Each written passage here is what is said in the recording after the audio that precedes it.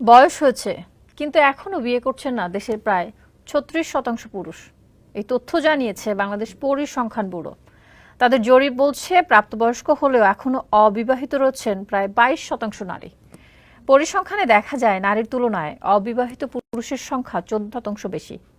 পরিসংখ্যানে পুরুষদের প্রথম বিয়ের গড় বয়স ধরা হয় ২৪ বছরের কিছু বেশি সময়, আর নারীদের ক্ষেত্রে এই বয়সসীমা ১৮ বছর ৪ মাস।